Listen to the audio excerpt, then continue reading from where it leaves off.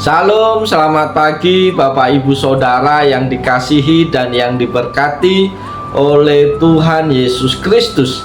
Kembali di pagi hari yang indah ini saya menjumpai dan menyapa Bapak Ibu Saudara melalui program Motivasi Pagi. Kebenaran firman Tuhan pada hari ini terambil di dalam Matius pasal 18 ayat yang ke-14 yang berbunyi demikian. Bagaimana pendapatmu?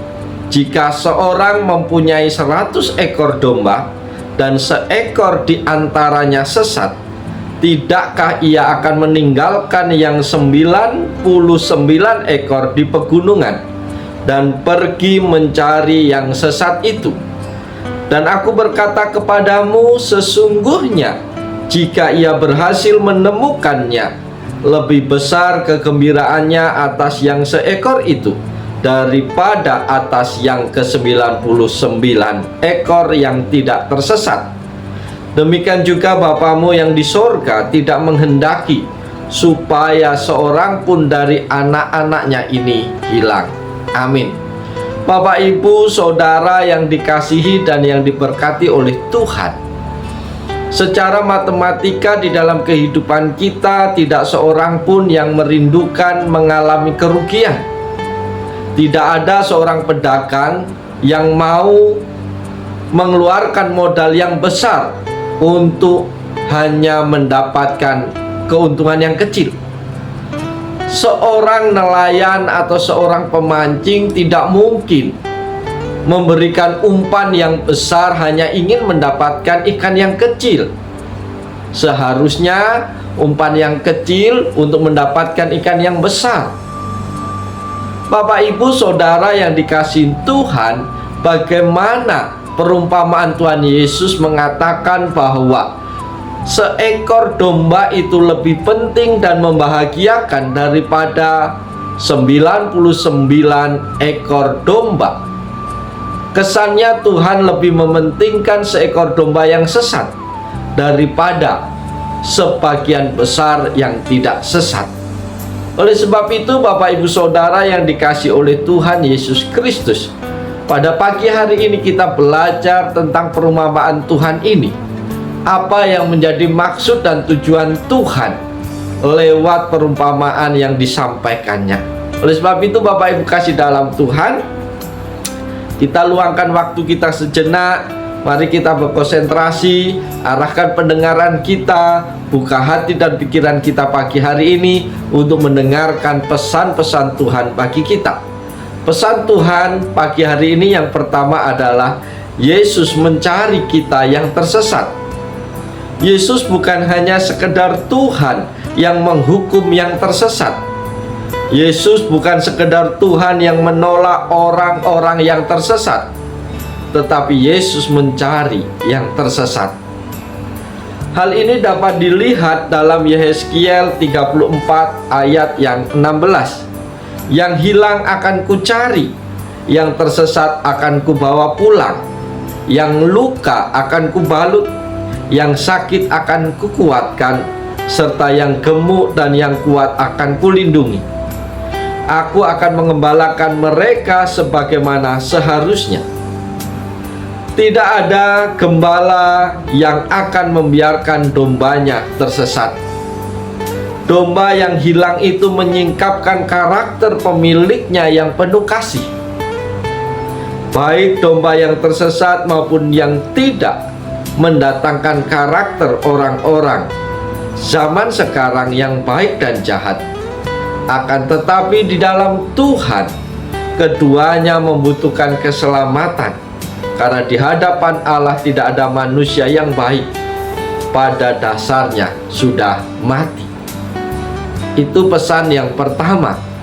Pesan yang kedua yang perlu kita dengarkan pagi hari ini adalah Yesus bergembira ketika menemukan yang tersesat. Para sahabat yang dikasihi dan yang diberkati oleh Yesus Kristus, pada ayat yang ke-13, dan aku berkata kepadamu, sesungguhnya jika ia berhasil menemukannya, lebih besar kegembiraannya atas seekor itu daripada atas yang ke-99 ekor yang tidak sesat.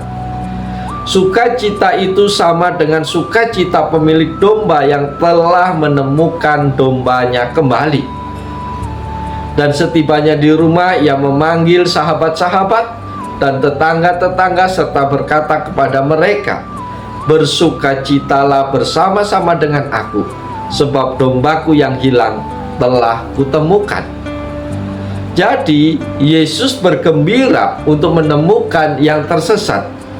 Dari hal ini dapat diketahui bahwa sukacita Allah yang paling besar adalah ketika seseorang bertobat. Sukacita yang paling besar bagi Allah adalah ketika seseorang berdosa, meninggalkan dosanya dan kembali ke jalan yang benar. Allah bersukacita melihat Bapak Ibu Saudara kita semua bertobat dan kembali kepada Tuhan. Pesan yang ketiga pagi hari ini adalah Yesus tidak menghendaki kita tersesat. Pada ayat yang ke-14 dikatakan, "Demikian juga Bapamu yang di sorga tidak menghendaki supaya seorang pun dari anak-anaknya ini hilang." Allah sungguh memberikan anugerahnya kepada mereka yang tersesat, supaya kita tidak sesat. Maka Yesus memberi kita firman-Nya dan Roh Kudus. Itu sebabnya Alkitab berkata, "Kamu sesat jika kamu tidak mengerti kuasa Allah." Artinya adalah jika kita tidak mau dipimpin oleh Roh Kudus. Karena Alkitab berkata, bila kita dipenuhi oleh Roh Kudus, kita akan menerima kuasa dan menjadi saksi. Yesus tidak menghendaki kita tersesat. Maka Ia memberikan firman dalam hidup kita. Ia memberikan kuasa Roh Kudus dalam hidup kita. Kalau kita sudah dipenuhi oleh firman dan kita sudah dipenuhi oleh Roh Kudus, tidak ada alasan lagi buat kita supaya kita tersesat. Sebab firman Tuhan menuntun di setiap langkah kita. Roh Kudus membimbing di setiap jalan kita, sehingga sesukar apapun jalan kita, kita pasti akan beroleh kemenangan. Bapak, Ibu, Saudara yang dikasihi oleh Tuhan Yesus Kristus, lewat firman Tuhan pagi hari ini, mari kita bertanya dalam kehidupan kita, apa yang harus kita renungkan dalam kehidupan kita ketika kita mendengarkan firman Tuhan ini. Ada berapa hal penting yang harus kita renungkan bersama, yaitu segeralah bertobat. Pertobatan adalah perubahan pikiran, perubahan dalam cara berpikir. Kata pertama yang dikhotbahkan oleh Yesus adalah bertobat. Ini adalah kata kunci di dalam pemberitaan Injil. Markus 1 ayat 15. Yesus memulai pelayanannya dengan berkata, "Bertobatlah sebab kerajaan surga sudah dekat." Ditegaskan lagi dalam Lukas 5 ayat 23, "Aku datang bukan untuk memanggil orang yang benar, tetapi orang berdosa supaya mereka bertobat." Allah memerintahkan kita untuk bertobat karena Ia tidak ingin ada satupun di antara kita yang binasa. Jika kita tidak bertobat, maka kita akan binasa. Allah sangat bermurah hati dan sangat sabar. Ia memberikan kita waktu untuk bertobat karena Ia menghendaki agar setiap manusia mendapat kesempatan untuk bertobat. Yang selanjutnya yang perlu kita renungkan adalah jadilah gembala yang baik. Allah tidak sembarangan melantik para pelayan Tuhan. Ada yang benar-benar dilantik dan dekat dengan Tuhan. Namun ada juga yang hanya sekedar menjadi gembala atau pelayan upahan. Menjadi gembala upahan karena dari mulanya tidak menjalin hubungan yang baik dengan Tuhan.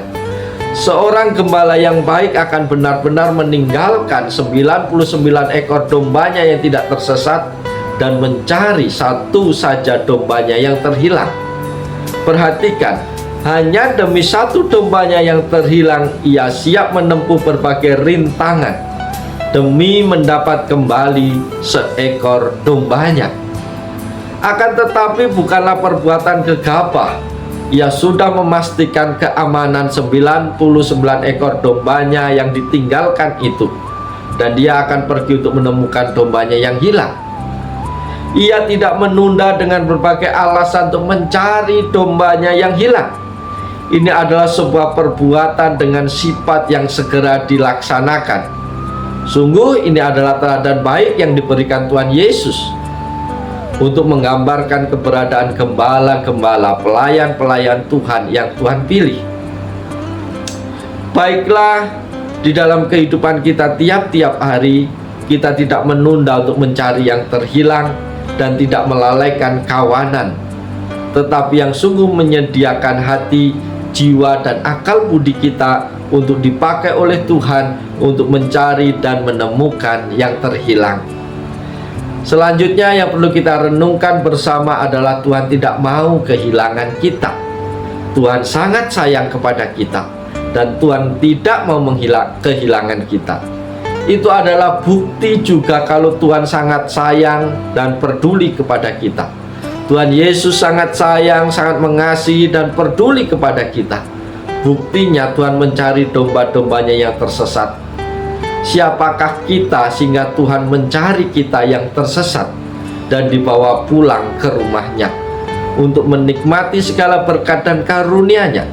Karena itu Allah menghendaki pertobatan kita dan kita kembali ke jalan yang benar agar kita beroleh keselamatan yang kekal. Bapak, Ibu, Saudara yang dikasihi dan yang diberkati Tuhan, firman Tuhan telah sampai kepada kita pagi hari ini. Mari dengan penuh sukacita kita sambut, kita terima firman Tuhan dalam hidup kita, dan mari tanpa menunda-nunda kita aplikasikan, kita lakukan setiap kebenaran firman Tuhan di dalam kehidupan kita sepanjang hari ini. Oleh sebab itu, Bapak, Ibu, Saudara, selamat pagi, selamat beraktivitas, selamat berkarya di dalam setiap tugas tanggung jawabmu hari ini. Mari tetap semangat, tetap menjalin komunikasi yang intim dengan Tuhan, dan engkau akan merasakan segala kebaikan dan kemurahan Tuhan di dalam hidupmu.